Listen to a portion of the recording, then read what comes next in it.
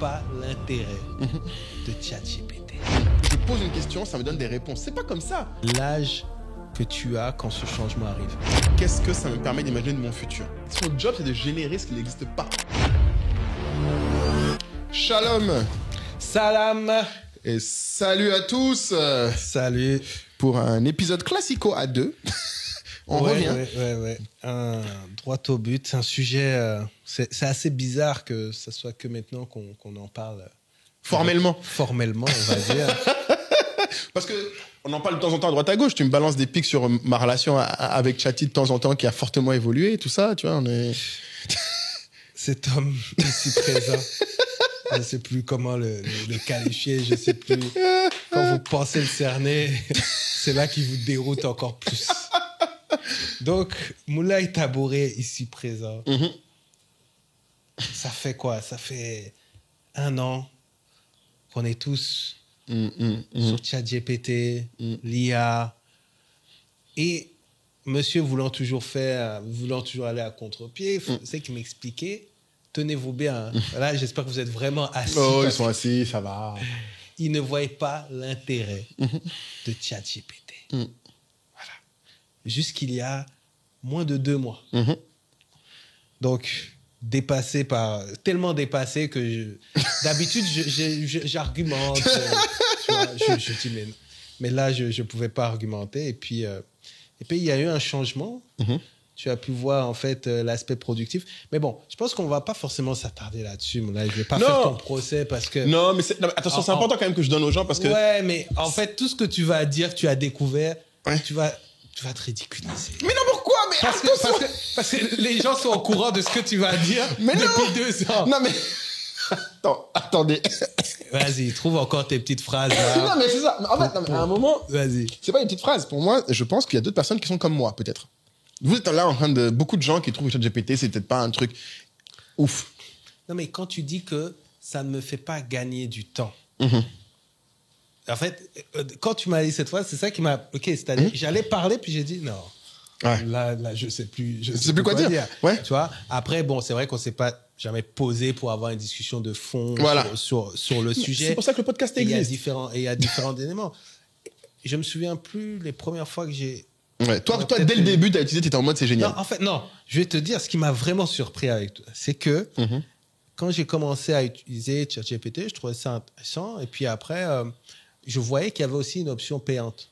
Oui. Mais je comprenais pas trop l'intérêt. Ouais. Et je me souviens, je t'ai demandé, est-ce que toi, tu as l'option payante de ChatGPT? Tu m'as dit oui, forcément. comme tout entrepreneur qui se respecte. Tu vois, donc, j'ai dit, ah ouais, c'est qu'il y a vraiment un truc à développer. Donc, j'ai été payé. Alors, c'est moi qui t'ai envoyé, tu m'as payé. Et quand, en fait, quelques mois plus tard, tu me dis que tu n'utilises pas ChatGPT, je dis, mais ce gars-là, il y a un truc qui te parle. Non seulement il paye le truc, mais il l'utilise pas. Ouais. Ça peut arriver, mais en plus il dit que c'est inutile. Non, je peux pas dire ça ne faisait pas gagner du temps sur ce que je voulais. Oui, mais donc c'est le but de ChatGPT. Non, alors c'est ce que j'ai compris, c'est pas ça le but. Donc déjà, écoutez, cet épisode, on va le structurer en 2 parties. On va régler cette histoire d'abord de notre expérience relative avec l'IA, qui est importante quand même. Non, on peut traiter aussi le... Et après, on a eu un très bel article qui est sorti suite à une étude du MIT. C'est normalement le sujet, les dangers de l'IA et notre positionnement dessus. Mais là, je pense qu'on pourra aussi faire une autre vignette en disant pour ou contre l'IA, EKI versus moi, comme ça va amuser un peu le peuple. Allons-y. Mais du coup, avant d'arriver sur le truc du MIT, alors juste pour situer, comme tu as dit, moi, mon réflexe, maintenant, surtout depuis mon traumatisme, je pense que j'ai déjà parlé de mon traumatisme Instagram ou mon traumatisme Facebook. Quand tu t'es mis à Insta ou la raison pour laquelle tu t'es pas mis sur Insta? Non, le traumatisme Facebook, Insta, je n'en ai peut-être pas parlé. C'est les vagues technologiques. Tu sais, moi, je suis un gars. Après, on a chacun des types, tu sais, face aux technologies. T'as les gens qui sont toujours les early adopters, ceux qui dès qu'il y a une nouvelle techno, ils essayent. Tu vois, ils sont dedans, ils aiment ça. Oui. T'as les late adopteurs qui sont ceux qui vont arriver juste après, quand ça commence à se démocratiser, qui vont être ceux qui vont parler à tout le monde. Et t'as les gens, normalement, qui sont la plupart du monde, qui arrivent quand c'est déjà, genre, la base. C'est déjà banalisé. Exactement, ouais. Donc, t'as une courbe comme ça. Et moi, en général, dans les technologies, je suis toujours le dernier. C'est-à-dire que technologie... Ouais, je suis pas forcément dans les premiers. Mais t'es là dans les late adopters, toi. Tu regardes un peu, mais t'es pas le premier à tester. En fait, je suis devenu plus proche. Avant, j'étais plus dans les derniers. Ok. Parce que j'avais dit le temps que ça se plante, etc. Ouais. Mais c'est Gary Vee qui m'a fait changer, en fait, ce truc-là. Ah ouais? Ouais. En disant, soyez les premiers. C'est tonton Gary qui t'a fait découvrir soyez ça. les premiers. Mais finalement, il suffit pas de l'entendre. C'est très dur, en fait, finalement. C'est Parce très- que c'est changer une habitude, tu vois. Exactement. Que ça soit pour TikTok, que ça soit pour... Exactement. Même Insta, j'étais late. Voilà. Même Insta, j'étais T'étais late, objectivement, mais t'étais déjà avant beaucoup de gens. Oui, avant... Oui. Avant moi. Moi, je viens d'arriver, j'ai fait à J'étais 200. late, mais 7 ans avant toi. Toutes choses égales par ailleurs. Et du coup, c'est cette dynamique que j'essaie de casser maintenant. Comme tu dis, en fait, là, t'as résumé. Moi, je sais que Gary Vee, depuis, je l'entends, tu sais, parce que lui, il a parlé de... Lui, il a fait ça. Il a fait YouTube avant tout le monde. Il a fait podcast avant tout le monde. Il a fait création de contenu avant tout le monde. Il a fait TikTok avant tout le monde. Et toujours, lui, il est toujours dans les premiers. Et il te dit depuis, faut aller. Moi, j'étais pas comme ça. Mais ce qui m'a vraiment choqué personnellement, je sais pas si les gens l'ont vécu, c'est dans mon histoire entrepreneuriale, quand j'ai vu comment Facebook était. Parce que je pense que chacun a son moment où il réalise que, en fait, merde, il y a une techno que j'ai connue tard. Et en fait, si j'avais adapté ça plus sérieusement, je serais beaucoup plus loin. Je sais pas si tu vois ce que je veux dire. Oui. Mais Facebook, les ads, Facebook, quand ça a commencé, on était là.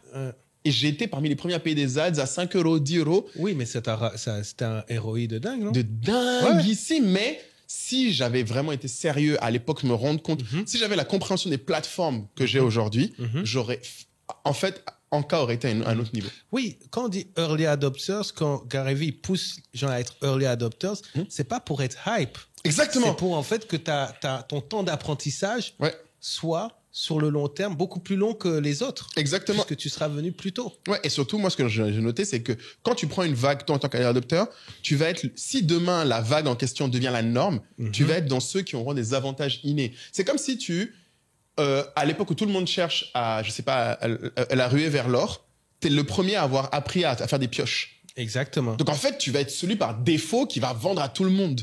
Et c'est ce qui arrive dans beaucoup de trucs. Et vraiment, j'ai senti en fait que c'est un vrai handicap quand t'es entrepreneur surtout, mais même pour moi quand t'es ambitieux, il y a un nouveau truc et t'y vas pas. Ouais. Et je l'ai senti surtout sur Instagram. Donc en fait, Facebook c'était déjà un premier truc, mais Instagram, je me souviens encore aujourd'hui, et vous la connaissez, Fatouma Aïdara du coup qui a fait iDesign, qui a fait notre design. Je me souviens encore que c'est elle qui m'a dit en 2000. C'est pas 15 ou 16, elle me dit, Moulay, tu devrais mettre sur Instagram Africrea. Parce qu'elle m'a dit, tu es dans la mode, c'est là où la mode va être demain. Elle, c'est une vraie... Ah oui, d'accord, oui. Tu parles d'Africrea déjà. Ouais. Là. Oui, c'est vrai que Elle, tu parlais à titre perso. Ouais, voilà. Ouais. Moi, je parle même du business. Là, on n'est même plus dans le perso. Et j'étais contre, parce que je suis fondamentalement contre les réseaux sociaux. Sur le principe existentiel, je suis contre. Et c'est, je pense, la même logique qui disait que j'étais contre l'IA par principe. Parce que je me rends compte maintenant, avec un peu plus d'expérience sur moi-même, par défaut, je suis contre les choses qui enlèvent de la friction sans apporter de la qualité de réflexion. Je peux comprendre ça parce que là, maintenant que tu en parles, je sais, alors c'est un truc très personnel, je ne sais pas si tu pourras m'expliquer, mais par exemple, quand Facebook est devenu vraiment hype, ce qui m'a gêné, c'est que les gens qui n'ont jamais fait l'effort de garder le contact avec les gens avaient maintenant cet outil facile. Et ça dévalorise un peu. Voilà, garder ça. Et donc, c'est plus exceptionnel de souhaiter l'anniversaire de quelqu'un. Puisque l'information est rappelée. D'accord, mais une fois que j'ai dit ça, en fait, ça n'avance à rien de penser comme ça et de se dire, de ce fait, j'aime pas ça. Tu vois, et de ce fait, je n'y vais pas. Tu vois, je dois prendre sur moi parce que, comme dit Ivy, tu sais, le marché, il s'en fout de tes feelings. Exactement. Tu vois? The market doesn't care. Voilà. Exactement. Donc, du coup, soit tu avances, soit tu es laissé derrière. Voilà. Et moi, ce qui était important, je t'avoue, c'est que j'avais pas cette logique de market doesn't care. Je pense que Gary m'a aidé à ça. Mais surtout, c'est quand j'ai vécu le retard qu'on a pris sur Insta et à quel point c'est devenu dur quand on y est allé. Alors que concrètement, on a quand même 400 000 followers sur Insta. Ouais, donc pour beaucoup de gens, vous savez bien, on est un truc. Mais si j'avais fait cet effort-là quand Fatouma me le disait, ah oui, c'était 2 millions potentiellement. Facile des millions. Et je rigole pas. On aurait fait dans les millions et la boîte, par exemple, aujourd'hui, je sais qu'en cas, on aurait même peut-être jamais eu besoin de lever. On aurait été à un tel niveau. Je pense qu'on aurait été une boîte qui faisait des millions. Enfin, mais c'est, en fait, tu sais, c'est pareil pour tout. C'est comme quelqu'un qui va dire, si j'avais commencé le sport avant, 4 ans avant. Non, mais là où je pense qu'il y a un vrai sujet pour nous, en tout cas pour moi, maintenant, j'accepte que je suis un entrepreneur dans la technologie. C'est-à-dire que c'est quand même un truc que j'aime. Ce qui n'était pas quelque chose, c'était pas une étiquette que j'avais en tête. J'aime l'entrepreneuriat, mais la technologie, ce qu'elle apporte à l'entrepreneuriat, quelque chose, c'est l'opposé du réseau social. C'est-à-dire que je trouve que justement, c'est quelque chose qui enlève de la friction, mais pour te donner de la qualité d'information. Mec. Donc du coup, c'est... Mais c'est marrant parce qu'on n'en a jamais parlé, mais j'ai aussi eu des clics récemment. Ouais. Vas-y, dis-moi. Sur le fait d'assumer d'être sur un secteur communication digitale, mais en fait un secteur numérique de manière globale et que du coup, je devais, que ça soit à mon écosystème, je leur devais en fait d'avoir une connaissance plus globale. Exact. Que ça soit, tu sais, quand Internet s'est coupé en Côte d'Ivoire, on en a parlé. Oui, on en a parlé, ouais. Tu vois, mais comment ça fonctionne? Ouais. Comment Qu'est-ce qui s'est passé, les câbles? Voilà. Et comment est-ce que ça fonctionne, les câbles? Cette histoire de satellite, comment ça fonctionne? Parce que tu ne peux pas parler de contribuer à la modernisation du continent sans connaître ces éléments-là. Ouais. Et c'est vrai qu'il faut un temps pour l'accepter parce que structurellement, on est sur nos niches. Ouais. Tu vois, toi, peut-être le e-commerce. Et il y a déjà assez de choses à apprendre. Il y a déjà trop de trucs, ouais. Et voilà. Et moi, communication digitale. Mais aujourd'hui, on est dans une ère où cet outil qui est cette infrastructure touche en fait tous les secteurs. Ouais. Donc finalement, c'est même se priver d'opportunités, exactement, de ne pas en fait voir la big picture. Mais c'est ça qui, je pense, est difficile pour beaucoup de gens, c'est que avant Internet, je pense que pour en avoir parlé un peu par exemple avec mon père, il m'a dit en fait c'est compliqué parce qu'avant il n'y avait pas des choses qui changeaient tout aussi souvent. Ouais, même nous, tu vois, c'est pas rationnel, c'est pas cognitivement, c'est très dur d'accepter à quel point l'IA va tout changer. De la même manière que je pense que personne n'imaginait à quel point les réseaux sociaux allaient tout changer. Quand Facebook est arrivé, personne en utilisant Facebook en 2005 ou 2008 se disait ça va changer tous les business et il y aura des business entiers qui vont naître là-dessus. Mais tu sais aussi ce qui change dans la perception. Là, on peut dire ce qu'on veut. On parle souvent des débats de génération. C'est l'âge que tu as quand ce changement arrive. Ouais. Parce que je pense, quand Internet est arrivé, moi, je me souviens. Oui, t'es jeune. T'es content. Ouais. Tu te dis, je peux avoir les lyrics de Greg David. Allez, hop. Tac, voilà. J'imprime. C'est gagné. Tu vois, après, t'as les réseaux sociaux. Waouh, je peux, tu vois, tu suis à le waouh. Après, à partir d'un certain âge, qu'est-ce qui se passe? C'est que quand il y a cette avancée technologique qui te permet de faire quelque chose en quelques secondes, que tu prenais avant peut-être un plaisir ou pas, mais en tout cas, tu prenais du temps à le faire, ça, à ce côté, c'est pas juste. Tu vois, moi, ça fait 20 ans que je travaille sur ça. Ouais. Et maintenant, des gens, ils vont le faire en 1 minute. Tu vois, c'est pas faire, tu vois. C'est clair. Il y a ce truc-là et il faut réussir à dépasser ça. Regarde, je discute souvent aussi, c'est pareil dans tous les domaines. C'est comme... tu vois, Amir, il me disait, je veux jamais être ce gars qui va dire la musique c'était mieux avant, le rap c'était mieux avant, tu vois. Ouais. Mais au bout d'un temps, après difficile. Quand tu vois le gars, il a sorti un truc sur TikTok et il devient disque d'or. C'est dur. Tu te dis, c'est dur quand même. Mais t'es humain, tu vois. C'est humain, c'est ça, c'est dur. Humain. Mais maintenant, il faut réussir à dépasser ça. Ouais.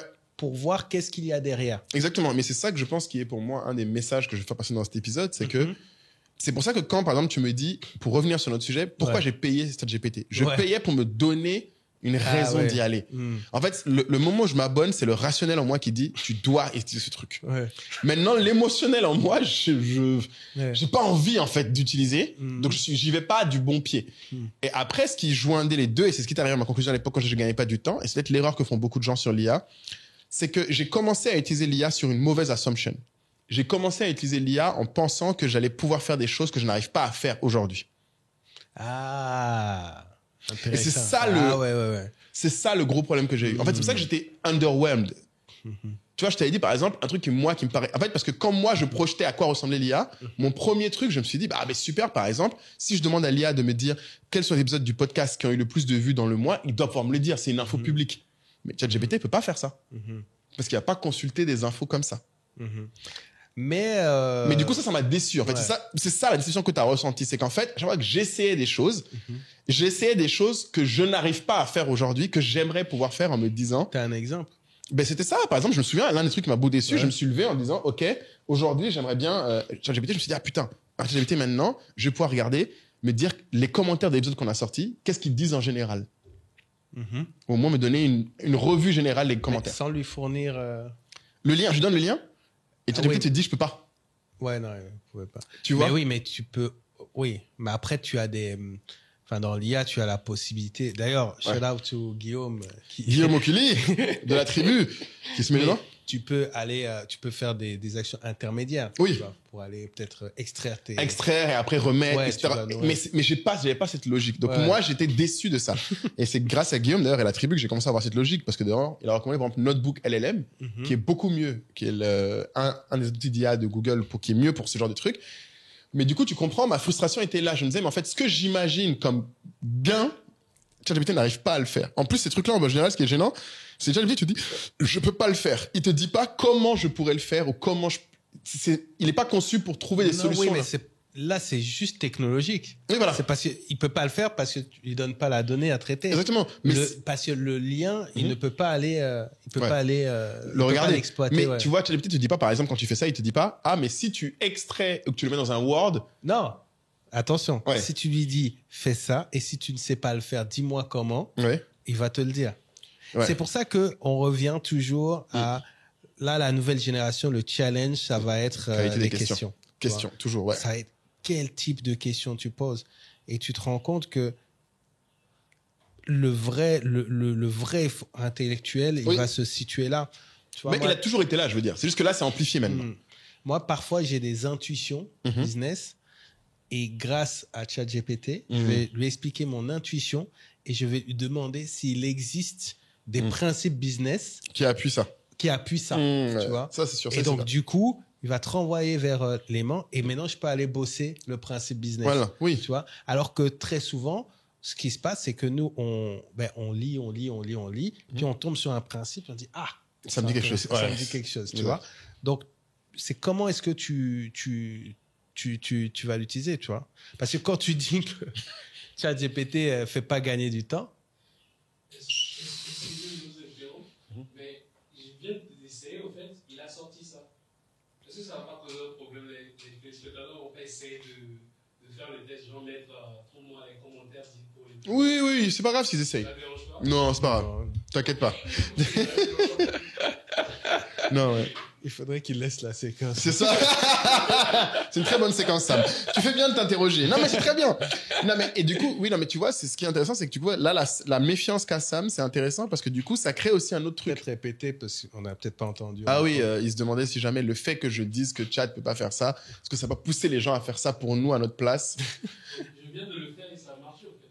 Ah ouais? Oui, c'est pour ça que je. Mais après, ça évolue. Toi, tu l'as fait quand? Je l'ai fait il y a peut-être un an. Ouais. Comme de commencer. Bon, là, Oh, mais, et voilà, et ça c'est l'autre truc, c'est l'évolution aussi. Et je tiens à préciser que c'est ça qui avait fait ma réaction initiale au départ. Mais en fait, ce qui a fait que j'ai changé mon truc, c'est que du coup, il y a un truc que j'ai appris de ces plateformes, de ces changements de plateforme et que je peux conseiller aux gens, c'est même si vous voyez pas l'intérêt, demandez aux gens qu'est-ce qu'ils font avec. Parce qu'en fait, c'est autre chose. Ce que moi, spontanément, j'aurais pas pensé à ces usages-là. Aux gens que vous admirez, peut-être. Oui, ou même des fois, des gens, moi, des fois, je demande même pas aux gens que j'admire, c'est juste, je demande aux gens qui aiment bien comment ils l'utilisent. Qu'est-ce que tu leur demandes le plus Ouais. souvent? Non, t'as raison. Parce que moi, par exemple, j'ai fait un blocage. J'ai jamais eu Snapchat, par exemple. Ah, ok, ouais. Je m'en souviens très bien parce que j'étais sur le point de mettre à Snap. Et c'est au même moment où Instagram a sorti les stories. Whoop, whoop, whoop, Donc je me suis whoop. dit, bon, c'est bon, ils sont C'est morts mort. dans le film. Ouais. Et je suis surpris d'apprendre, il y a certaines équipes qui, pour leur cible de clients, C'est Snap. ils ont recommandé aux clients Snap. Oui. Et donc, ils sont sur Snap. Et je leur pose plein de questions. Mais pourquoi, Je ouais? dis pourquoi, qu'est-ce qu'il y a de différent de la story. Et là, je comprends que non, ils font pas du tout les mêmes stories que sur Insta. Ouais. C'est encore plus intime. Ouais. Il y a des gens qui créent une proximité énorme, Ouais, ouais, etc. ben, Effectivement. Et donc, poser des questions Ouais. pour au moins comprendre. C'est sûr. Et tu vois, par exemple, là, je sais pas si tu avais vu à un moment, ben, Maureen Haïté, du coup, de Nanawax, elle avait posté ses stats Snap versus ses stats Instagram. J'ai pas vu. Et elle disait qu'en fait, elle fait infiniment plus de vues avec un public plus réduit sur Snap. Parce que la délivrabilité est meilleure. Ah ouais, ah oui, bah ça m'étonne pas. Ça, c'est un vrai sujet, tu vois. Et mais du coup, Meta. pour quelqu'un qui crée du contenu, tu vois, moi, quand j'ai vu ça, même moi, je me suis dit, merde, est-ce que je Non, devrais mais pas... Meta, ils sont nés pour nous frustrer. C'est clair. né pour nous frustrer. Franchement, TikTok il te donne les vues, Snap te donne les vues. Bon, YouTube c'est dur, mais il te recommande aussi. Voilà. Mais c'est dur. Mais du coup, c'est vrai que même moi, pour te dire, comme tu disais, ça m'a fait reconsidérer. Je me suis dit, ah merde, j'ai jamais eu un compte Snap. Quand j'ai vu ces stats, je me suis dit, merde. Ouais, mais là, c'est vraiment quand tu veux créer un lien intime. Intime. Et c'est pas mon délire en vrai, donc j'ai laissé. Mais c'est intéressant du coup parce que c'est un peu ça. Je pense que la leçon pour moi, c'est vraiment, même sur l'IA, plus qu'ailleurs, il faut même se remettre en question soi régulièrement. C'est-à-dire que ta conviction sur quelque chose, tu vois, le fait que je sois allé sur Instagram il y a 2 ans, là, et que j'ai enfin passé mes 10K d'ailleurs, ça, c'est un truc que beaucoup de gens, mais j'ai des amis encore qui même maintenant me vannent, ils me disent, t'as tellement moqué, comment t'es venu? Je dis, parce que j'ai changé d'avis. J'ai remis en question les choses. Mais du coup, on n'a pas dit ce qui a changé ton avis sur... Chat? Oui, parce que là, maintenant, avant, c'était je cherche quelque chose... Que je n'arrive pas à faire. Et après, tu as changé... Ouais, mon paradigme a changé complètement quand j'ai commencé à me dire, OK, en fait, j'utilise... Ça me fait gagner du temps. Même pas le temps. Je sais pas le temps. En fait, moi, quand je vais sur ChatGPT maintenant, ma logique, c'est... je peux plus facilement explorer que je le faisais sur Google. Parce qu'en fait, la raison pour laquelle moi j'allais chez Google pendant longtemps, c'était tu tapais un truc, tu avais des articles souvent Wikipédia, et après, je pouvais perdre 6 heures de ma vie sur Wikipédia. Mais tu vois, quand tu me parlais de ChatGPT, c'est marrant que tu parles de Google, parce que je me dis, le gars qui me dit que ChatGPT lui permet pas de gagner du temps, c'est comme s'il me disait que Google lui permettait pas de trouver des infos. Exactement. Mais parce que je venais pas pour ça à ChatGPT. C'est-à-dire que je me souviens la fois où j'ai commencé à utiliser beaucoup de ChatGPT, c'est quand j'ai fait une recherche. Alors c'est un de mes trucs à la con encore. J'étais en train de chercher est-ce que factuellement la musique Yesterday Was Hard on All of Us de Fink, qui est une musique qui est dans beaucoup de séries, est-ce que c'est l'une des musiques les plus utilisées dans toutes les séries? Je voulais des stats. Et j'étais sur Google, évidemment, je ne trouvais pas grand-chose. Tu peux pas trouver ça. Et c'est marrant parce que du coup, ChatGPT, je l'ai mis là-bas, je me disais, bon, ce truc, apparemment, peut-être qu'il va chercher. Il n'a pas trouvé beaucoup plus. Mais en fait, ce qui était intéressant, c'est qu'il a recréé le même effet que j'avais chez Google à l'époque, qui est, il m'a donné des choses qui m'ont fait réfléchir. Donc, il m'a dit, ah, mais attention, ça dépend comment tu mesures. Tu parles de quel type de série? Tu parles des séries américaines? Que de quelle période? Comique, tragique, nanana. Et il a commencé à me proposer des nomenclatures. Et dans les nomenclatures, là, les choses qui m'a révélé, c'est des choses des fois que je savais, mais j'avais oublié. Donc là, j'ai recreusé, je suis allé chercher, et j'ai repassé encore 4-5 heures. Donc quand ça s'est arrivé, je me suis dit, ah. Mais tu vois, par exemple, il t'a proposé des nomenclatures, peut-être qu'il l'a fait spontanément, mais tu vois, une fois que tu aimes ce type de réponse, tu peux demander systématiquement à ce qu'il fasse. Répondre sous forme de nomenclature. Exactement. Par exemple, moi, je suis tout le monde sait à tout temps, moi, j'adore les tableaux. Ah, t'es un gars des tableaux. Ah ouais, moi, je suis un gars des tableaux. Quel que soit sous forme de tableau. Envoyez-moi un tableau. Ça, je savais pas que t'es un gars de tableau. Tableau live. Ah ouais, même dans l'avion, si j'ai un stylo, un papier, tableau, tu vois. T'as un tableau. Ah ouais, ça me permet de... Tu visualises mieux en tableau. Je visualise. Ok, c'est intéressant. Et j'arrive pas à comprendre quand les gens ne comprennent pas... la logique du tableau. Via un tableau. C'est intéressant. Mais tu vois, ma représentation... ce que j'aime bien, c'est plus que les tableaux. Moi, ce que j'aime, c'est les nomenclatures, les hiérarchisations. Oui, en disant, ça dépend de ça, qui dépend de si. Si tu prends ce cas-là, les si. C'est si, et ou, si, ou, oui ou non. Ça, j'aime bien. Du coup, je pense que GPT a dû remarquer à mes questions qui suivaient ses réponses qu'en fait, c'est ce que j'aimais. Donc, il a commencé à me donner mon truc sous ce format. Et là, je commençais à faire, ah, voilà! Là, ça bosse bien. Mais il y a une base fondamentale dans l'IA, ChatGPT, mais l'IA en général, c'est que tu dois nourrir. Oui. Il doit te connaître. Pour pouvoir savoir, ouais. Et toi, tu l'as jugé sans lui donner une occasion de te connaître. Mais parce que le problème, c'est que je ne voyais pas comment je pouvais l'aider à me connaître. En fait, je ne voyais pas quels étaient les inputs qu'il lui fallait pour apprendre à me connaître. Ah, mais c'est que t'étais pas familier avec la notion de prompt, alors. Non, pas du tout. Okay. Et même quand les gens me l'expliquaient, ce que les gens n'expliquent pas souvent dans les prompts, alors c'est vraiment pour ceux qui ne savent pas les prompts, c'est vraiment le questionnement que tu demandes à l'IA. En fait, la question que tu poses à l'IA. Ce qui m'a beaucoup aidé, c'est en fait quand j'ai vu la façon dont tu structures, les réponses qu'il m'a renvoyées cette recherche-là, Yesterday Was Hard on All of Us, j'ai commencé à regarder, ok, un truc qui est mon domaine, j'ai commencé à regarder, mais en fait, comment c'est construit une IA? Et qu'est-ce qui fait les LLM, là, les Large Learning Language Model? Et en fait, quand j'ai compris qu'en fait, contrairement à ce que les gens imaginent, Google te donne des réponses en fonction de ce qu'ils pensent être le plus correct, parce que les gens, de façon populaire, ont validé ça. Ouais, exact. Alors que l'IA ne fait pas ça. L'IA devine juste quels sont les mots qui sont les plus probablement la bonne réponse par rapport aux mots précédents. Donc, c'est vraiment un ensemble d'apprentissage sur les mots et la sémantique. Et quand j'ai compris que la logique était la sémantique, j'ai compris alors la logique de prompt que moi je ne voyais pas avant, c'est qu'en fait pour alimenter un prompt, il faut que tu lui donnes des patterns. Il faut qu'il sache qu'est-ce qui pour toi constitue une bonne réponse et une mauvaise. Et du coup là j'ai pu alimenter plus, que du coup j'ai pu commencer à dire ça c'est faux ce que tu dis là, ça c'est... Et j'avais pas cette logique. Moi j'étais dans une logique comme Google. Je pose une question, j'ai une réponse. Ouais. Je pose une conversation. Oui, c'est ça. Et c'est pour ça que c'est important, je pense, que chacun puisse prendre... Maintenant, il y a plein de petites même formations gratuites sur le prompt, mais juste voir qu'est-ce qu'un prompt bien fourni et se rendre compte que c'est plus qu'une question, c'est plus que des mots-clés. Pour moi, c'est une conversation. C'est une conversation et donc, dans une conversation, il y a deux personnes, mais tu as le pouvoir de décider quelle est la personne en face de toi. Exactement. Donc, tu dois toujours commencer par dire Alia, tu es tel truc, voilà. un consultant RH avec 25 ans d'expérience, tu as travaillé dans tel type d'entreprise, tu as telle spécialité, tu connais la structure en cas qui est et après seulement... Tu lui dis, qu'est-ce que tu... Voilà. Tu me dirais quoi sur ça? Il faut le contexte. Ça, c'est souvent ce qui manque dans le prompt. Parce que c'est très dangereux. Si tu mets pas le contexte, tu vas te retrouver à copier-coller des trucs. Ouais. Parce que ça fait peut-être la transition avec l'article. Avec l'étude, C'est que les gens copient des choses sans relecture. Sans raison. Et je pense que le point le plus important qu'on peut en tirer réflexion avec l'IA pour moi aussi, c'est comme on dit, les prompts. En fait, les gens, je trouve que c'est le problème de la façon dont c'est présenté le mot prompt, c'est que ça induit encore que c'est juste une question. Moi, ce que je peux donner encore comme conseil aux gens, c'est une conversation à laquelle, comme tu dis, tu peux déterminer quel interlocuteur. Parce que et c'est tu vrai peux que donner le le contexte. prompt, j'ai pas la définition exacte, mais le mot évoque quand même la demande. La demande. Ouais. Et c'est ça qui faisait que moi, j'arrivais pas. Pour moi, c'est je lui demande pourquoi il n'arrive pas à me donner une réponse. Mais une fois que j'ai compris que c'était une conversation, et surtout, un autre point, toi, tu as dit le contexte, quel rôle il doit jouer. Et le dernier point que moi, je ne savais pas avec l'IA qui m'a beaucoup aidé, c'est en fait, tu peux lui dire c'est quoi l'objectif. En disant, c'est ça que je veux accomplir. Et du coup, ce que moi, je fais souvent maintenant, je questionne l'objectif avant de commencer. Exactement. Je dis, je voudrais arriver à ça. Est-ce que tu penses que c'est la meilleure manière de regarder si on part par là, par là, par là, par ci? C'est ça. Et poser des questions avant et aussi une façon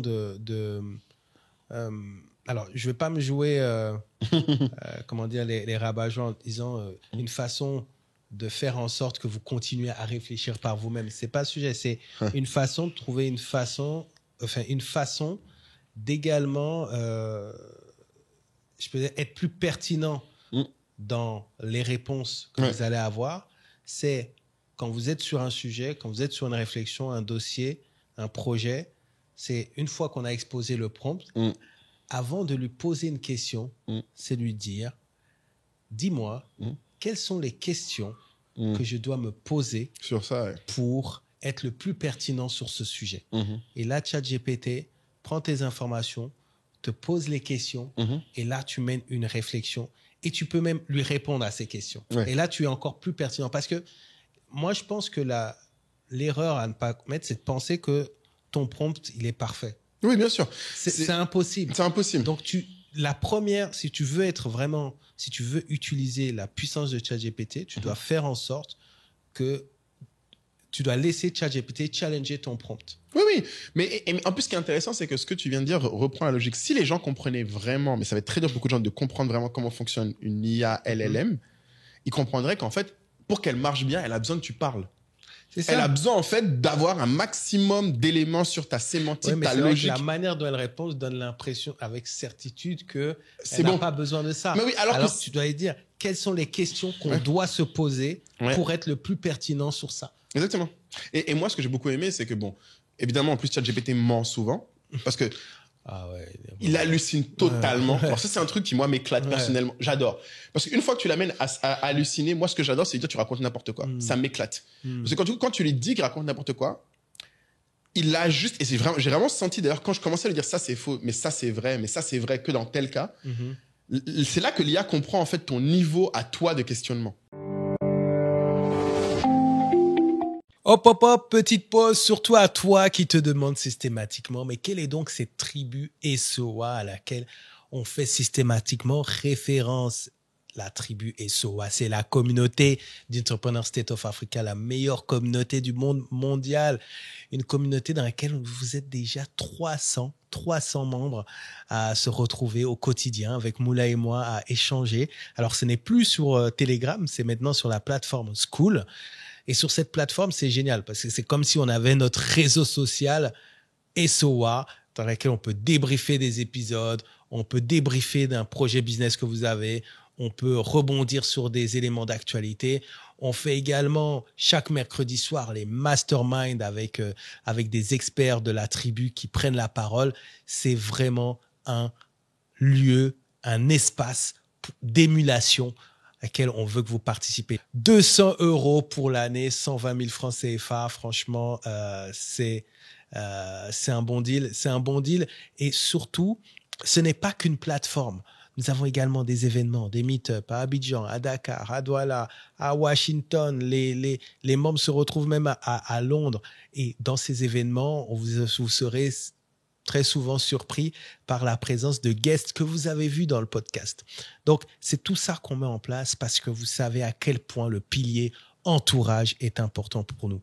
Il est important d'avoir un bel entourage. Il est important d'être conscient de son ambition. Il est important d'être conscient de son entourage.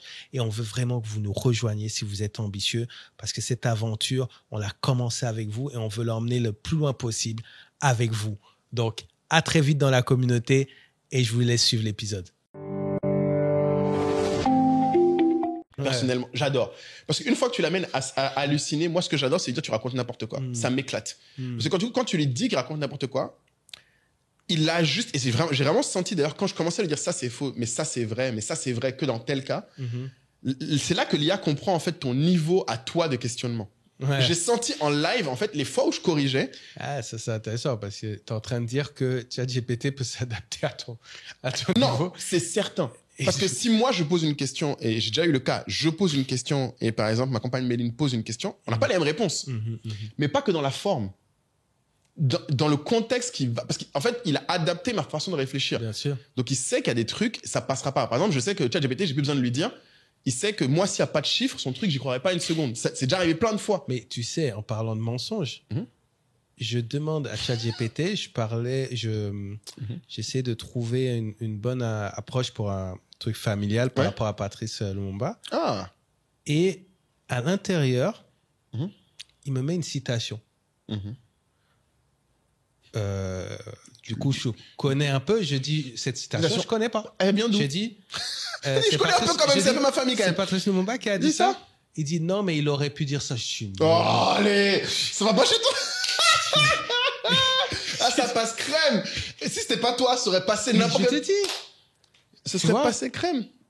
Donc, il y a aussi... alors, pour que vous sachiez, on fait un premier épisode sur l'IA, mais on est sûrement que sortiront de cette discussion plusieurs pistes pour faire d'autres épisodes. Bien sûr. Et il y a un sujet sur l'éthique, sur l'exhaustivité sur les outils de réponse. Et après, sur la propriété intellectuelle, parce que clairement, l'IA, son job, c'est de générer ce qui n'existe pas. Par définition. Donc, quand il ne sait pas, il va pas commencer à dire, je sais pas, il va créer un truc. Il remplit le vide. C'est ça son Mais taf. moi, je lui ai dit, dis-moi quand tu sais pas. Mais c'est impossible pour lui. Alors, ça, c'est un truc que j'aime toujours. Les gens qui disent, dis à l'IA quand tu sais pas. Il va pas te dire. Parce que par définition, c'est pas son modèle. En fait, quand tu comprends comment c'est construit, en fait, les gens voient l'IA à tort comme étant un truc, un QCM. Genre, il y a je pose une question, ça me donne des réponses. C'est pas comme ça. L'IA, c'est juste, il devine, en fonction de ce que tu dis, quels sont les mots suivants qui ont le plus de chances de te satisfaire. Ça n'a même rien à voir avec la question. Qu'est-ce qui a le plus de chances de vous satisfaire? Voilà. Ça, c'est très différent de... C'est vrai ou c'est faux? Qu'est-ce qui a le plus de chances de passer? En fait, que tu dises merci. Donc, du coup, ça n'a aucun rapport avec la véracité, la complexité, l'authenticité. Rien à voir. C'est juste une fonction de probabilité. Ça prend tous les mots, tout cet enchaînement de mots et de prédictivité qu'il a et deviner qu'est-ce qui est le plus probable. Donc, c'est ça que le pire, c'est que quand tu lui dis, par exemple, moi, j'aime bien lui dire, je sais que c'est Méline qui m'a appris ça, elle dit beaucoup, c'est quoi les sources? En bonne journaliste. Elle demande les sources. Quand tu lui demandes les sources, ça commence à transpirer du derche. Je peux pas te dire, mais ChatGPT, ça bouscule. Et moi, ce que j'aime beaucoup, c'est... Ou alors, ils te sortent des sources de 1900. Mon ami, c'est pas sérieux. Mais du coup, c'est drôle parce que, tu vois, même par exemple, l'autre fois, Tu vois, maintenant, j'ai des questions pareilles sur... l'autre fois, il y avait le concert de Didi B. J'étais en train de me dire, ah, OK, est-ce que c'est vraiment si légendaire que ça comparé à d'autres concerts? Et ce qui est encore plus grave avec ChatGPT, c'est qu'en plus, c'est là où tu sais que c'est un large learning model, c'est qu'en fait, il ne retient même pas ce que lui-même a pu te dire avant. C'est-à-dire qu'il peut te poser une question. Ça me tue aussi. Ouais. Mais parce que c'est pas une mémoire. Oui, mais non, mais quand tu viens de parler, tu dis, OK, c'est bon. Puis après, tu dis, est-ce que tu peux juste rajouter telle phrase et qui change ce qui était bon? Tu dis, mais parce que contrairement à ce que tu imagines, il n'a pas stocké une réponse. Encore une fois, il a juste prédit par rapport à ce que tu as demandé qu'est-ce qui est le plus probable. Donc la fois d'après, il a stocké ce que toi tu as répondu, mais il n'a pas stocké ce que lui a dit. Donc il ne peut pas revenir à ça totalement. En fait, ce qu'il va juste faire, c'est repartir de ce que tu as dit et se dire, maintenant qu'il a dit ça, qu'est-ce qui est le plus probable de répondre encore? Donc ça n'a rien à voir avec... Et souvent, je dis souvent aux gens, attention, il enregistre tes réponses, pas ses réponses à lui. Il n'en a aucune idée. Tu peux lui dire, enregistre ce que tu as dit, il va enregistrer l'information telle quelle, mais quand tu la redemandes, il refait son exercice de prédiction. Donc, il est incapable de te ressortir tel quel. C'est pas possible pour lui. Donc, en bref, tout cas, ça nous amène à cette très belle étude du MIT. Et surtout, ce que j'ai beaucoup aimé, c'est que bon, les gens me demandent souvent à quoi ça l'attribue SOA. Exactement. Et c'est un moment pour vous rappeler que la tribu SOA, en fait, c'est là-bas où on parle de ces choses-là d'abord. Moi, j'ai partagé, quand j'ai vu l'étude sur Twitter, je l'ai partagé dans la tribu.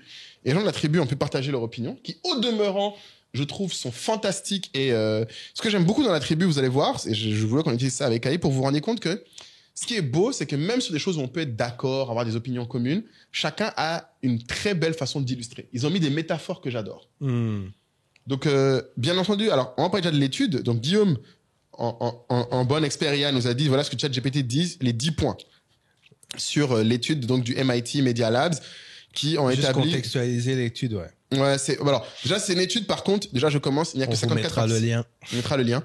Il n'y a que 54 participants dans l'étude. Déjà, ça veut dire c'est pas ouf. C'est pas beaucoup. Ouais. No offense. Mais bon, tranquille. Alors, on en est des gens qui utilisent ChatGPT, un autre Google et un dernier sans aucun outil. Et pour faire très simple, les gens qui utilisent l'IA et ChatGPT en général tendent à, d'une part, avoir moins d'activité cérébrale, deux, se souvenir moins de ce qu'ils ont fait, et trois, le pire, c'est que ils ont... Alors, c'est quand même plus... Moi, ce qui m'a un peu plus inquiété, c'est que quand tu le fais, ils ont eux aussi commencé à halluciner comme ChatGPT. Moi, c'est ça qui m'a buté. C'est-à-dire que les gens, quand ils utilisent ChatGPT, leur cerveau travaille moins, ça me choque pas. Que quand ils le font, leur mémoire travaille moins, ça me choque pas. Que ça soit hyper dangereux pour les enfants parce qu'ils apprennent même pas à réfléchir, ça me choque pas encore. Tout ça est dedans. Mais moi, ce qui m'a débordé, ça, je l'avais pas vu venir, c'est que les gens hallucinent eux aussi comme ChatGPT hallucine. Ça, c'est le niveau qui m'a tué. Parce que, des fois, les gens disaient qu'ils ont utilisé ChatGPT pour dire ça alors que c'est pas vrai. Ça m'a buté. Ça m'a terrassé. J'ai dit, ah ouais, non, cette histoire, si on fait pas attention, et donc du coup, déjà, je sais pas ce que toi tu en tires, mais quand moi j'en ai tiré, bon, ça m'a confirmé un truc que j'ai toujours dit. Et je crois qu'on en a parlé un peu dans l'épisode qu'on a fait avec notre cher Andy, où je disais mon problème avec la crypto. C'est un peu le même problème, c'est que ce truc-là, si on fait pas attention, les gens les moins capables de raisonnement, les plus faibles, malheureusement les moins instruits, vont être encore plus largués par rapport aux autres. En fait, ça renforce les inégalités des êtres humains. C'est-à-dire qu'en fait, si tu es quelqu'un qui te pose déjà des bonnes questions, avec ChatGPT, tu vas l'être de plus en plus avec l'IA. Si tu es quelqu'un qui te posait pas les bonnes questions ou qui t'en posait pas, tu vas l'être de moins en moins. Et c'est ça qui, moi, me terrorise. Quand je pense à l'IA, ce que je dis souvent aux gens, c'est là, maintenant, il va vraiment y avoir une barrière et un fossé qui va s'agrandir entre les êtres humains. Après, c'est la première étape. ChatGPT, on parle beaucoup de ChatGPT. Ouais, mais il y a d'autres. Il y a d'autres outils, on ne sait pas ce qui nous attend. Ouais. Tu vois.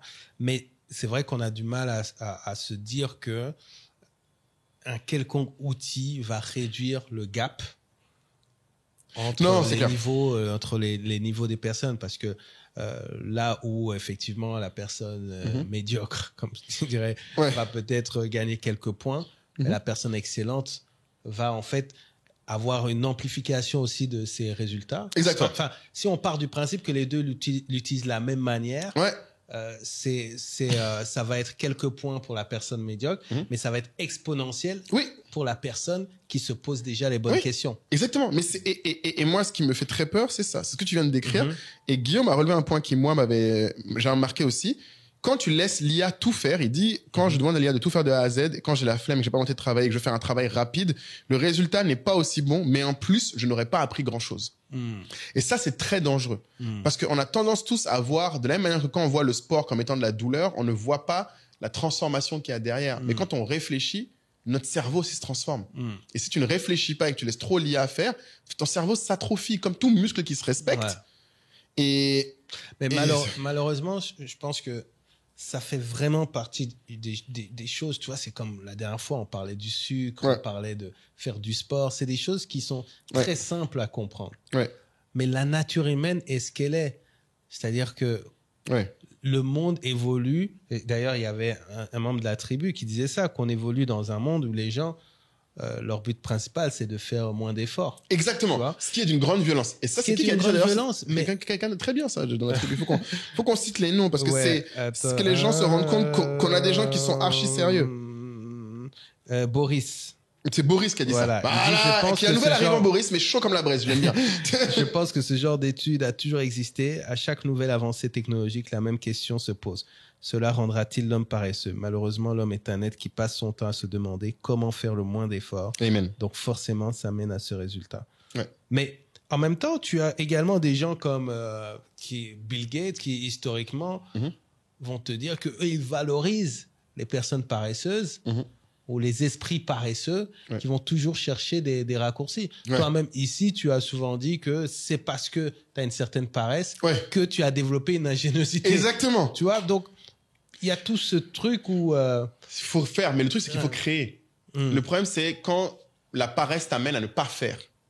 Oui, parce que là, on est vraiment dans le cas où tu as offert une calculatrice à un enfant de 5 ans. Voilà. Et jusqu'à la fin de ses études, il a le droit d'utiliser la calculatrice. Et il va jamais faire calcul mental. Mais il aura toujours les bons résultats. Mais le problème, c'est que le jour... Il aura les bons résultats, mais il ne sait pas comment compter. Exactement. Et ça veut dire que le jour où la calculatrice a un problème, il ne saura pas dire qu'elle a un problème. Parce qu'il n'aura connu que ça. Exactement. Si la calculatrice, effectivement, ça peut arriver, bug, il ne pourra pas dire. Et il ne pourra rien faire. Et un truc que j'ai beaucoup aimé, Ridian a donné une très belle métaphore, je trouve. Il a dit que l'IA reste un outil comme le GPS. Un GPS, aussi bon qu'il soit, tu peux te perdre, comme tu peux très bien arriver en destination en suivant simplement ce qu'il dit. Et c'est pas une question de est-ce que le GPS est bon ou moins bon. Ça dépend aussi de toi si tu sais même te repérer. Tu sais qu'il y a des gens qui me font rire des fois, il a raison, des gens ils prennent le GPS, et avec ça ils se perdent quand même. Ben parce qu'il y avait une route barrée. Il y avait pas un truc prévu. Exactement. Et c'est ça l'essentiel de la vie en fait. C'est quand les choses ne suivent pas le 90% prévu. Et c'est là où c'est pas juste l'esprit critique qu'on a en tant qu'être humain, il faut qu'on protège. C'est notre capacité à être créatif quand les choses se passent pas comme prévu. Parce qu'à la fin de la journée, tu sais, on dit toujours aux gens, on reconnaît quelqu'un quand il a le pouvoir. Ou on reconnaît les vraies valeurs des gens quand les choses passent pas comme prévu. Parce que la plupart du temps, en fait, tu es dans l'automatisme. Mais c'est quand ça passe comme prévu que tu vois vraiment comment ton cerveau est. Et l'humain que t'es. Et il m'a fait bien rire, il dit que lui, il reconnaît bien qu'avec avec un bébé de 2 mois qui pleure dans ses oreilles et 2 executive masters en parallèle et un boulot à temps plein, parfois il balance un devoir de son master dans le prompt et hop, c'est fait. Mais qui sait, d'une part, qu'il a de meilleures notes quand il le fait lui-même sérieusement et que, en fait, il y a certains trucs qu'il sait pour sa carrière ou pour trucs qu'il veut pas faire comme ça parce qu'il sait qu'il veut comprendre. Donc ça, c'est aussi, je trouve, très important que les gens se rendent compte que il faut aussi choisir ce que tu donnes à l'IA. Et ça va être de pire en pire. Alors, je parle même pas de quand on a parlé avec Kaspersky de les faux trucs. L'IA, maintenant, va t'obliger en plus, encore plus critique avec ce qui est vrai et ce qui est faux. Moi, c'est ce qui aussi m'a beaucoup marqué avec l'IA. Je sais pas si tu avais vu dans les 7 habitudes de Stephen Covey, il parlait de la perception. Où il disait que tu peux montrer, tu sais, sur Twitter, il y avait un moment, la robe qui est ou bleue et noire ou jaune et blanche. Là. Et la même robe, tu la montres à des personnes, ils voient des choses différentes. Pareil sur, t'as plein de dessins qui sont connus pour ça, ou selon ce que tu vois. Mais avec l'IA, ça va être puissance 10 000. Parce qu'en plus, là, il y aura factuellement des trucs qui seront pas vrais, qu'on te fera croire qu'ils sont vrais. Mais ce qui était très important dans ce que Stephen Covey disait à l'époque, c'est qu'il disait que la clé va être ton paradigme, il faut accepter profondément que ce que tu vois n'est peut-être pas la vérité. Et que tout le monde va devoir vivre dans un monde où tu sois capable de questionner même tes yeux, en disant que même tes yeux peuvent se tromper. Et ça, je sais pas si les êtres humains vont y arriver. Parce que ça va être très dur. Surtout quand tu vois ce que je veux dire, c'est que là, on rentre dans un autre level. Tu peux pas faire de de check en permanence. Mais peut-être que justement, la technologie va aussi évoluer de ce côté-là pour nous permettre justement de rapidement identifier quelque chose de généré versus... Moi, ce que je pense qui va se passer, très honnêtement, c'est que c'est comme toutes les technologies. C'est qu'en fait, le temps libéré par l'IA, tout va dépendre de ce que tu vas faire de ton temps libéré. Si tu utilises ton temps libéré à être juste dans le plaisir, dans le confort, tu vas être de moins en moins capable de challenger l'IA. Si tu utilises le temps libéré pour affûter ton esprit d'une manière ou d'une autre ou développer ta créativité, tu seras forcément plus capable de challenger l'IA. En fait, c'est dans tous les domaines. Mais toi, aujourd'hui, tu arrives à quantifier le temps libéré? Oui, je le vois sur les tâches que j'aime le moins. Parce que par exemple, pour moi, je vais te donner un exemple. Je sais que le plus dur pour moi, en général, par exemple, pour commencer quelque chose, c'est ça le plus dur pour moi. J'ai beaucoup de mal à commencer, mais j'ai beaucoup de mal à m'arrêter. Donc, par exemple, un truc que je fais beaucoup avec l'IA, c'est que si, par exemple, j'ai un email que j'ai la flemme de faire ou un document que j'ai la flemme de faire, je dis à l'IA, voici ce que je dois faire, propose-moi quelque chose. Et en fait, je vais tellement plus vite à corriger. C'est-à-dire que avant, un truc qui m'aurait pris toute la journée à faire un email, maintenant, comme l'IA, il m'a fait commencer, dans les 15 minutes qui suivent, il est fini. Parce qu'en fait, j'ai juste à corriger. Je n'ai plus à me dire, je commence de zéro. Par contre, le point intéressant, c'est qu'en général, le temps que j'ai gagné, je le passe maintenant à faire un truc que j'avais moins le temps de faire avant, qui était de me dire, est-ce que c'est vraiment la meilleure chose à faire?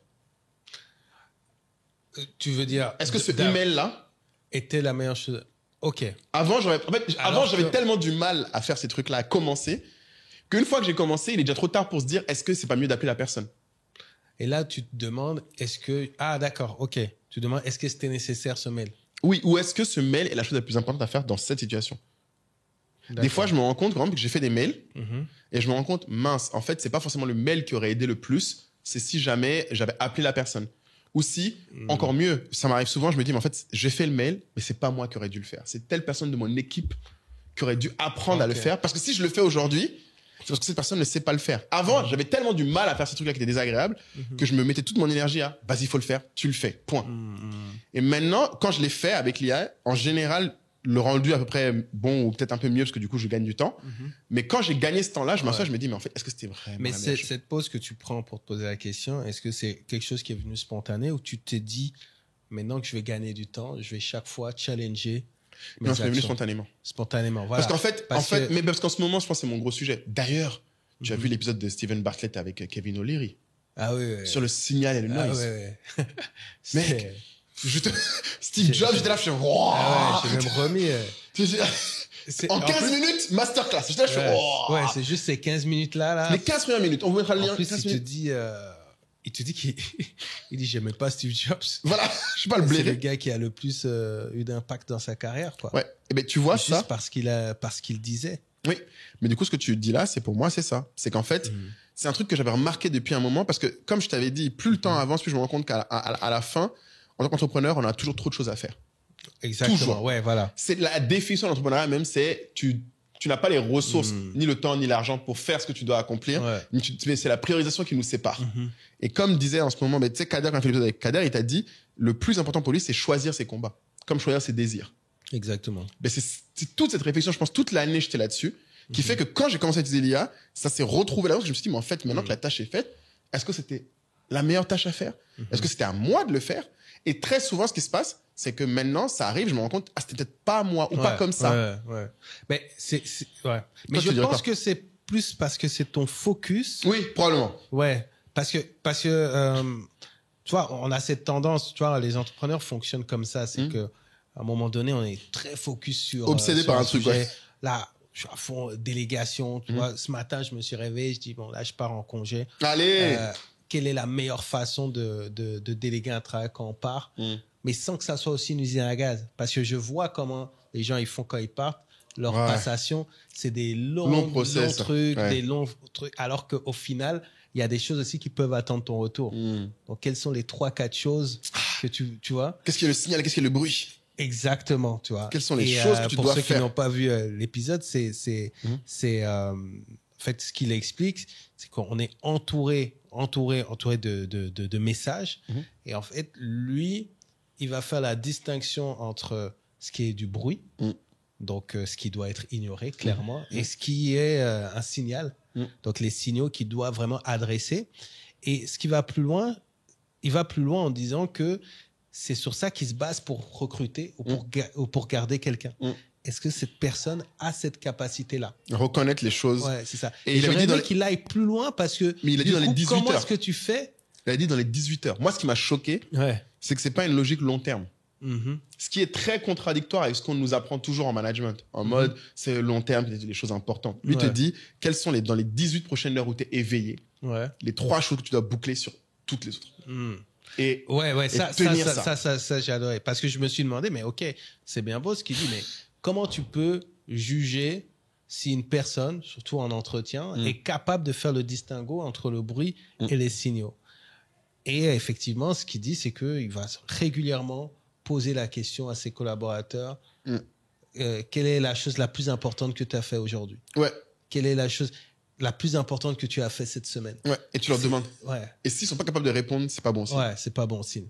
Et ça, c'est super puissant parce qu'en fait, on en a parlé 10 000 fois, mais on a énormément de gens qui voient la qualité principale d'un collaborateur qui sont comme étant être présent, être assidu. Et faire des efforts. Faire des efforts. Voilà. Mais ça suffit pas. On doit pouvoir te poser la question sur ce que tu as fait de mieux, ce que tu as fait de plus impactant cette semaine, et tu dois pouvoir répondre directement.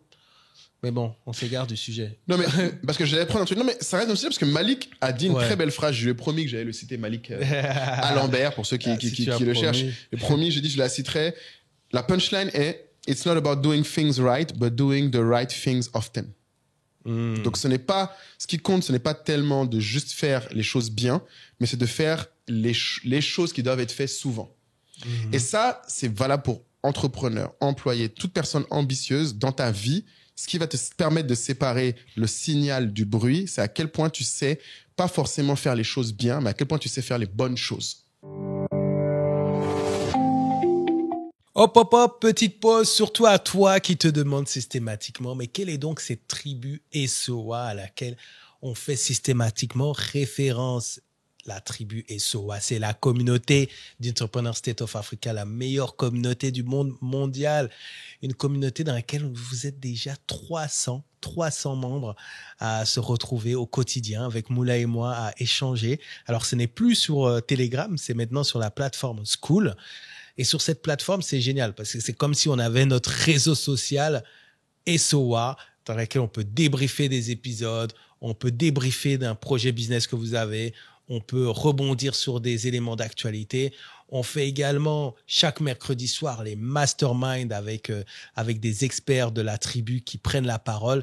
C'est vraiment un lieu, un espace d'émulation à laquelle on veut que vous participez. 200 € pour l'année, 120 000 francs CFA. Franchement, c'est un bon deal. C'est un bon deal. Et surtout, ce n'est pas qu'une plateforme. Nous avons également des événements, des meet-up à Abidjan, à Dakar, à Douala, à Washington. Les membres se retrouvent même à Londres. Et dans ces événements, vous serez très souvent surpris par la présence de guests que vous avez vus dans le podcast. Donc, c'est tout ça qu'on met en place parce que vous savez à quel point le pilier entourage est important pour nous. Il est important d'avoir un bel entourage. Il est important d'être conscient de son ambition. Il est important d'être conscient de son entourage. Et on veut vraiment que vous nous rejoigniez si vous êtes ambitieux parce que cette aventure, on l'a commencé avec vous et on veut l'emmener le plus loin possible avec vous. Donc, à très vite dans la communauté et je vous laisse suivre l'épisode. Les choses qui doivent être faites souvent.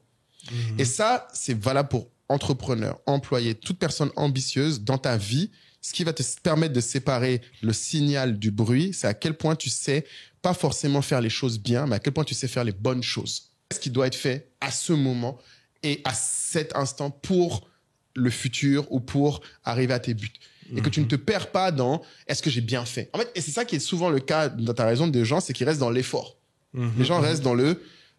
Et c'est intéressant parce que effectivement, comme il dit, au final, l'IA, pour lui, devrait nous aider à nous concentrer sur les tâches où on excelle le plus. Mais tu sais, ce qui est marrant, c'est que on pourrait se dire que ben justement, si tu es employé, que tu as un manager, un boss qui est très focalisé sur ton impact, sur t'interroger sur ce que tu as fait de plus impactant cette semaine, tu pourrais te dire, ah, mais maintenant, grâce à l'IA, tu pourras. Mais en fait, non. Non. Parce que si tu ne sais pas, L'IA ne va pas savoir pour toi. voilà, si tu ne sais pas quelle est la chose la plus impactante à faire cette semaine, ben, l'IA pourra pas t'aider. Non. Et ce vois? qui est terrible, c'est oui, parce que l'importance, la notion d'importance est purement contextuelle. Exactement. Elle n'a rien de factuel. Elle n'a rien Il n'y a factuel. pas de bonne réponse autre qu'en fonction du contexte. Et le contexte est quelque chose qui est justement le travail que tu peux expliquer à l'IA. Mais si tu l'expliques mal, il ne peut pas prendre la bonne décision non plus. Et ça m'a passionné parce que, tu as vu, d'ailleurs, ça m'a fait rire. Tu avais vu que Morana, il m'a tué, putain. Il est allé mettre Morana Sokna aussi, qui est dans la tribu. Vous voyez tous ces braves gens qui sont dans la tribu en cause avec eux tous les jours. Vous êtes là, vous écoutez le podcast, vous voulez causer avec nous, rejoignez la tribu. Il m'a tué, il a mis la réponse de ChatGPT lui-même. Il a demandé à ChatGPT qu'est-ce qu'il pense ChatGPT de l'étude du MIT. Et oui, j'avais vu ça. T'as pas vu ça? Si, ChatGPT a j'avais répondu. vu. Effectivement, l'étude du MIT, même si elle repose sur un petit échantillon de 54 personnes, bam, petit traquet de là, soulève des questions intéressantes sur l'impact cognitif de l'usage de quotidien de l'IA comme moi. Ce que je retiens surtout, c'est que l'outil semble creuser les écarts. Et ça, c'est ce que je disais. Ceux qui ont déjà des compétences solides s'en servent pour aller plus vite et plus loin, tandis que ceux qui, avec moins de recul critique ou d'autonomie, peuvent en devenir dépendants, risquent de freiner leur développement. Ouais, surtout les enfants. Ouais, mais dire que je détruis les cerveaux me semble un peu dur. C'est ce que les gens disaient. Comme tout outil puissant, tout dépend de l'usage. Utilisé passivement, je peux effectivement appauvrir la réflexion. Utilisé activement avec esprit critique. Ah, il dit quand même, je peux appauvrir. Non, il reconnaît. Je peux concrètement stimuler la créativité, la productivité et même l'apprentissage. L'étude a le mérite de poser une vraie question. Comment mieux accompagner les usages de Et là, l'IA? avec ce que tu lis là, même avec ce qu'on dit, tu vois l'importance du rôle des parents. Encore Pour la plus de prochaine- l'éducation. Ah ouais. Parce que c'est là où on t'apprend à te poser des questions. Oui, mais c'est normal. L'enfant, s'il a cet outil entre les mains, il l'utilise tout le temps. Oui. C'est normal. Il va se dire, mais pourquoi réfléchir? Quel est l'intérêt de réfléchir? Mais oui. Donc les parents vont devoir maintenant avoir ce rôle-là. De les stimuler pour qu'ils apprennent. Les stimuler. Mais du coup, tu comprends pourquoi, du coup, moi, j'ai peur que ça rajoute un monde où, bon, l'éducation est encore de plus en plus importante, c'est sûr. Et d'ailleurs, je me demande qu'est-ce qu'on peut faire avec l'éducation, avec l'IA. Un de mes rêves, là, quand je vois tout ça, je commence à me dire, putain, j'aimerais peut-être qu'on fasse une IA SOA qui reprenne tout notre corpus de réflexion. Tu vas chauffer Guillaume. Je sais que c'est des trucs. Il va m'écrire après. Mais ce serait, parce que je pense qu'il y a vraiment quelque chose à faire parce que la barrière de tous les podcasts qu'on a fait, de tout le contenu qu'on a, tout le knowledge qu'on a partagé, c'est comment tu le traduis en action dans le contexte d'une personne. Et malheureusement, on n'a pas le temps, nous, en tant qu'être humain, d'écouter le contexte de tout le monde. Mais je pense qu'avec une IA, on pourrait réussir à au moins distiller un accès aux gens pour se poser la question. Parce que ce que j'apprécie en ChatGPT dans l'IA, vraiment, c'est que normalement, utilisé bien, ça te force à tester ton esprit critique. Ça te force. Si tu es dans une logique d'approfondissement, de qualité, j'aimerais pouvoir fournir ça aux gens. Donc, dites-nous en commentaire si vous voulez que on se lance dans ça, mais pour ça, il faudrait qu'on ait du temps. Ask SOA. Il avait fait Ask Gary Vee. Voilà, SOA. Il y avait Sarah qui avait aussi parlé du cas Sarah des créatifs. Ah, ça, c'était très vrai, ça. Ah, ma petite Sarah, bien, ouais. Ça, c'est un très bon point. Ça, c'est un Propriété vrai, intellectuelle, ils sont en PLS. là. Ils sont Là, pas bien. c'est vraiment, vraiment, vraiment chaud. Mais je sais pas, même en parlant avec Sam, je sais pas, parfois tu vas les sentir inquiets, puis parfois au contraire, ils vont se dire, ah non, mais c'est génial. Je pense que ils sont un peu dans... Eux aussi, ils testent. Ouais, ils testent, mais j'avoue que quand tu vois certains films ou certaines... Tu vois, maintenant, mon délire, c'est de tomber... chaque fois, je suis à tomber là-dessus. C'est des gens qui font des vidéos. Par exemple, si Moïse avait Instagram en mode en live et tu te racontes en live la séparation de l'eau. Il dit, oui, là, on est avec Moïse qui est en train de séparer l'eau, mais Moïse, expliquez-nous ce que vous êtes en train de faire. Je vais dire, oh là là, le champ des possibles, il est est-ce immense. que ça, pour moi, la question, c'est est-ce que c'est un net positif ou pas? Toi, par exemple, si genre de vidéo, tu dirais c'est un net positif ou pas? Alors, pour te dire vrai, je dis-moi. me suis directement projeté dans la possibilité avec l'IA de plus facilement populariser la vie de Tristan Lumumba. En fait, Ah ouais? ben oui, parce qu'en fait, tu peux aller recréer des scènes pour lesquelles t'as pas d'image. Alors bien sûr, jusqu'ici on a les films, C'est on a beau, les ça, livres, ouais, on a j'avoue. les dessins animés, on a. Attends, on a c'est là où tout ton ça. esprit est allé. Ah oui, c'est Ouais, vrai. quand j'ai vu ça, oui, par exemple, tu vois. Ah, mais c'est vrai que ce serait pas mal. Hein. Mais en fait, je me suis dit, même si je reprends l'exemple là, c'était un exemple, mais je me dis même pour, je sais pas, l'enseignement religieux, par Oui, exemple, ou c'est pas mal. l'enseignement, tu vois, ou l'enseignement tout court, préhistorique, ou peu importe, tu peux te plonger dans des univers très rapidement. Et moi, je sais que j'ai toujours fantasmé d'avoir la possibilité, tu sais, quand tu regardes des films d'époque, je sais pas, voilà, on est dans le Texas, 1800, enfin non, 1800 non, ouf. Excuse-nous. Non, on va pas aller aux Jusque là-bas, États-Unis dans ces périodes-là. Voilà, c'était un peu de Mais tug, ce que ouais. je veux dire, non, restons même juste en Afrique, par exemple. J'adorerais, c'est-à-dire je pourrais payer Oui. si tu me permets d'avoir une expérience. Je suis en 1981 là à Abidjan, juste une journée. Juste pour voir comment c'était Ouais, Abidjan. juste Moi, je pour kiffe. voir. Ouais, j'avoue, je kiffe Tu vois aussi. Ouais. Ça, c'est, tu vois, c'est un kiff. Et je suis fasciné par, tu sais, les documentaires, des gens qui ont pris le temps de montrer l'évolution des villes. Ouais. Tu vois. Moi, je dis souvent que j'aimerais bien avoir des photos parce qu'à chaque fois, les gens me disent que la Palmeraie, c'était que des palmiers. Ouais, Tu vois, moi, j'arrive pas, j'étais pas là. Donc, c'est dur à imaginer que chez moi, c'était genre un Mais c'est champ de clair. palmiers, wesh. C'est clair, mais même nous, parfois, à notre niveau, c'est-à-dire que parfois, à côté de chez nous, t'as vécu là pendant 20 ans et il n'y avait rien. Puis tout d'un coup, on va te mettre je sais pas, goudron, ouais. un échangeur, etc. Et toi, ton fils, il va venir, va dire, ouais, l'échangeur, là. Enfin, tu vois, dans sa tête, ça a toujours été l'échangeur. C'est clair. Tu vois. Donc moi, j'aime bien, en fait, ce truc. J'avais vu aussi un documentaire sur Paris, et tu avais une vision de Paris du haut, et tu voyais qu'il n'y avait pas Le périph. il n'y avait pas le périph. Je dis, ah oui, mais c'est vrai que Techniquement. ça n'a pas toujours Mais été t'es là. Donc je me dis que, bon, Mais en plus, c'est intéressant que tu il y a décris. des possibilités de voir des choses qui n'intéressent peut-être pas le plus grand nombre, donc pas besoin de faire un film ou un documentaire, Ouais. mais via En l'IA, short, tu peux le... c'est pas mal. Voilà. Mais c'est intéressant parce que tu vois, moi, pourquoi je dirais que c'est un net positif, ces choses-là, ça dépend de l'esprit de chacun. Mais moi, quand j'entends ça, Ouais. je me dis, qu'est-ce que ça me permet d'imaginer de mon futur?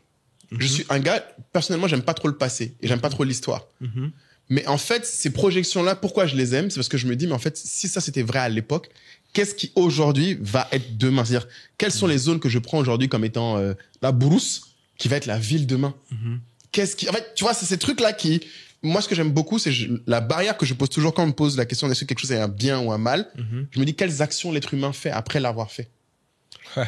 Si jamais t'as regardé un truc et qu'après... Différents types d'êtres humains, hein, parce que... Voilà, mais parce qu'en fait, c'est ça le point. C'est pas, le contenu en lui-même est qu'un miroir. C'est que ce que tu fais une fois que tu as fait le contenu, parce que certaines personnes vont regarder un film et après le film vont aller dormir ou vont plus y penser, et d'autres après vont changer leurs actions, vont se dire je vais m'engager, je vais faire ci. En fait, pour moi, à la fin, tous les supports et les outils qu'on crée, ce qui compte, c'est quelles actions ça crée à la personne après. Et le danger, effectivement, des réseaux sociaux, c'est si les gens, après, une fois avoir été sur un réseau social, du coup, ne parlent pas des êtres humains. C'est pour ça que moi, j'aimais pas. Oui. Pour revenir à quand tu disais, j'aimais pas ouais, Facebook, ouais. Ah ouais, ouais. c'est qu'en fait, la conséquence n'était pas que quelqu'un te souhaite un anniversaire qu'il ne t'aurait pas souhaité. C'est que quelqu'un qui te souhaite... Moi, par exemple, ce qui m'a beaucoup fait de mal, c'est que du coup, je souhaite tout mon anniversaire aux gens. Maintenant, et j'ai plus mis le mien parce que je me suis rendu compte que c'est devenu un truc qui est devenu factice. Banal, ouais. Ceux, par contre, qui me l'ont souhaité malgré le fait que je planque ma date de naissance comme je peux, why not? Mais du coup... Mais chaque fois, on avait ce jeu, même avec les potes, on disait, vas-y, cache ta date de naissance. On va voir. On va voir la réalité. La réalité. Mais le pire, moi j'ai un cousin qui est un salopard. Dépression. Dépression. Moi j'ai un cousin qui est un salopard, chez Comar, il me fait trop rire. Lui, chaque année, il bouge sa date de naissance. Ah. Et il y a des gens qui lui cèdent 2-3 fois dans l'année son anniversaire. Lui, il est sans pitié. Tu sais que Facebook a commencé à limiter justement à cause de gens comme lui. Parce que lui, il changeait. C'est-à-dire que le gars, il fut une époque, il m'a dit son record, c'est 3 fois. Qui s'est mis une fois à l'anniversaire en janvier, une fois en été et une fois en fin d'année. Les gens ont souhaité les 3 fois, mec. Et il me dit ce qu'il a fait marrer, c'est qu'il, et du coup, il voit aussi l'importance que les gens donnent à son anniversaire. Parce qu'il y a des gens qui ne connaissaient pas son anniversaire, mais qui l'ont souhaité une fois et la deuxième fois lui ont dit, mais Ouais, c'était... ça fait pas un an. Et ça te donne aussi une valeur au temps. Parce que du coup, tu ne le mesures plus le temps. Nous, le temps, maintenant, j'ai l'impression qu'il passe sans calculer. Donc, j'avoue que ça m'a beaucoup intéressé tout ça. Ce que tu disais sur qu'est-ce qu'on fait avec le temps qu'on gagne. Exactement, c'est ça le temps. Ouais. Alors, c'est super intéressant. Je pense que là, on le fait de manière spontanée. On fait des choses de manière spontanée en fonction de notre focus. Parce que en fait, c'est très dur. Tu vois, quand tu gagnes du temps, moi, je sais que personnellement, mon réflexe, quand je gagne du temps, mais en fait, je passe Un la autre chose- truc. à un autre truc. Ah oui, c'est ça. Tu ouais. vois? Donc, en gros, c'est pas, j'utilise pas ce temps d'un point de vue qualitatif, mais plus d'un point de vue productif. Quantitatif. C'est-à-dire que Quantitatif. tu fais pas mieux les choses, t'en fais plus. Tu fais plus de choses dans le même temps. Grâce à Ouais, l'IA. on va dire ça. Ouais. Et c'est ça oui, c'est ça la tentation. On va dire ça. Même si je pense que c'est un peu mieux puisque tu peux intégrer des outils, des principes business autres pour, tu vois, solidifier ta réflexion. Et comme je pose beaucoup de questions et tout ça. Mais c'est vrai, c'est que j'ai le sentiment, je peux pas le quantifier, mais j'ai le sentiment effectivement que j'abats une charge de travail plus élevée. Oui, Tu bien vois. sûr. Donc t'es plus Mais content de toi. du coup, mais ce que tu as dit tout à l'heure, c'est vraiment à intégrer, je pense, dans la réflexion et de se demander, ok, je l'ai pas forcément quantifié, je l'ai pas analysé, mais force est de constater que j'abats plus de travail. Je peux me permettre peut-être d'avoir du temps Sur la qualité. Ouais. sur l'aspect qualité. Moi, c'est ça. Hein. J'avoue, cette année, en tout cas, comme c'était mon focus, c'est vraiment ça. Parce que je me rends compte que c'est ça qui fait la différence. Dans tout. En fait, c'est pas celui qui reste éveillé le plus d'heures. En tout cas, à notre âge aujourd'hui, comme dit Alex Hormozy, on est à l'âge du leverage. On n'est plus à l'âge de la force. C'est pas la quantité de travail seulement que tu peux faire, même si c'est un élément, mais à quel point tu positionnes le travail fait sur le travail qui rapportera le plus. C'est ça. C'est ça. Et c'est pour ça que même les boîtes, c'est pour ça que... et quand tu couples avec le podcast de Steven dont on parlait, Ouais. ça fait sens. Parce que, ouais. tu dis, il y a toujours du bruit. Toujours. Il y aura toujours des trucs à faire. En fait, Toujours. Et le plus dangereux, c'est qu'en plus, maintenant, il y a de plus en plus de plaisir et de distraction qui se rajoutent dans les to-do. Moi, c'est ça qui me fait encore plus peur. C'est qu'il y a de plus de plaisir qu'avant. Donc, du coup, c'est plus facile de tomber dans les plaisirs et moins dans les choses importantes. Ouais. Et après, moi, la traduction est aussi sur les boulots. Quel boulot tu choisis de faire, dans quelle boîte tu choisis de rester, est de plus en plus critique. Ouais. Donc, faut regarder. Mais écoute, je pense que là, on a fait un bon petit tour. Il faut peut-être qu'on annonce la nouvelle aux gens aussi. De l'IA, parce que tu l'as laissé glisser en disant que tu pars en congé, mais nous avons une annonce à vous faire. Pour ceux qui nous suivent fidèlement, parce que on sait que l'épisode à 2, c'est pas tout le monde qui regarde, c'est pas les épisodes stars, c'est pas les épisodes Exactement. Il y a les vrais qui nous suivent, donc seront. ouais. On a une petite annonce pour vous. Donc, l'annonce, c'est que on fait une petite pause. Pour la première fois. Pour la première fois, une petite pause. En 2 ans. Ah, Sam, tu es en train de fêter là-bas. Il n'y a pas de pause pour vous. Hein. Oh là là, c'est dur. Tu vois ce patron. Non, mais voilà, vous savez qu'on parle beaucoup de la mission, de notre vision, et on a aussi beaucoup parlé de façon épisodique du rebranding. Ouais, du rebranding de State of Africa. Ouais. Parce qu'en fait, dans le feu de l'action, finalement, vous le présentez correctement, c'est pas forcément évident. Donc, on va prendre un peu de temps pour pouvoir se focaliser aussi sur ce rebranding, se ressourcer.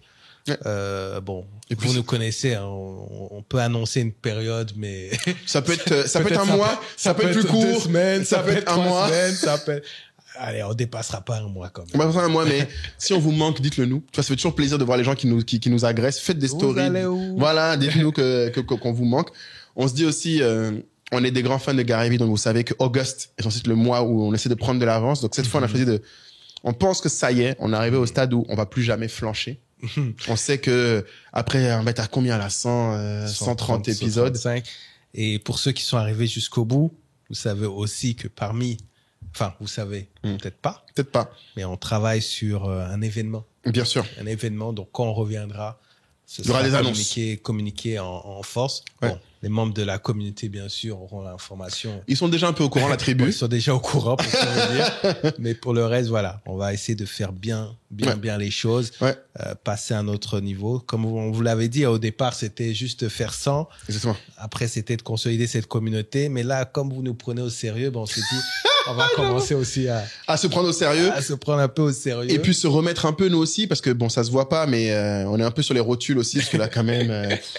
Quelle année 2025, je sais pas pour les autres, mais voilà, mais restez connectés parce que voilà, plus de concepts, plus de concepts, c'est voilà. ça. Plus de concepts, toujours plus de contenu, plus de qualité. Mais justement, on parlait de quantité et qualité, c'est-à-dire que on est en train de réfléchir pour que vous ayez un peu des deux. Un peu des deux. Voilà. C'est-à-dire plus de qualité pour vous, peut-être moins de quantité de travail Pour nous on sait pas. aussi, mais aussi plus de quantité aussi en termes de, je pense, de format de contenu. Parce que Exactement. l'idée, c'est de capter aussi, parce qu'on a quand même, là, je pense, fait un vrai tour de beaucoup de choses. Il y a des sujets dont on aura toujours envie de parler, comme là, tranquillement à deux. Il y a des sujets qu'on a envie de creuser, comme la santé, que vous avez bien accueilli apparemment.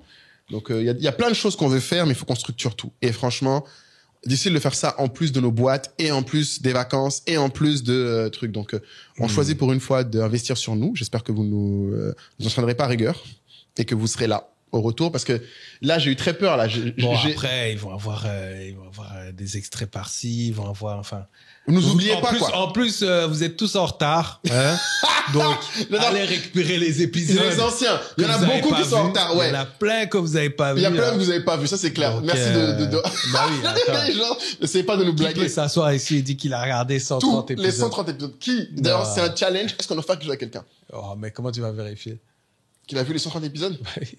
Ah, c'est chiant, ça, j'avoue, ce serait cool. J'aurais voulu, putain, j'aurais voulu que quelqu'un puisse prouver qu'il y a 130. Mais si c'est le cas, dites-le nous. Moi, j'aimerais bien vous offrir quelque chose. Mais en tout cas, le point pour moi qui reste important, c'est vrai aussi, juste pour conclure, ces trucs, j'ai vu, là, je sais pas si t'as vu le Bridge, l'épisode de The Bridge avec Drogba. Non, je l'ai pas avec regardé. Kameto, j'ai regardé. Et dedans, il y avait, du coup, le streamer Kameto, là, qui disait que lui, il a pris des vacances de 30 jours, une fois, et qu'il a mis 1 an et demi à pouvoir remonter à son niveau sur YouTube. Bon, on va mettre des extraits. Ah, mais quand des même. extraits, on va vous occuper, on va essayer de faire quelque chose, Voilà. mais en tout cas, Des extraits. non, en tout cas, moi, On ça n'a m'a, pas le cardio. j'avoue, j'ai fait 30 jours, et le gars a mis 1 an et demi à remonter, donc, en tout cas, on espère que vous serez au profit des congés aussi, parce que, de 20 minutes, ça.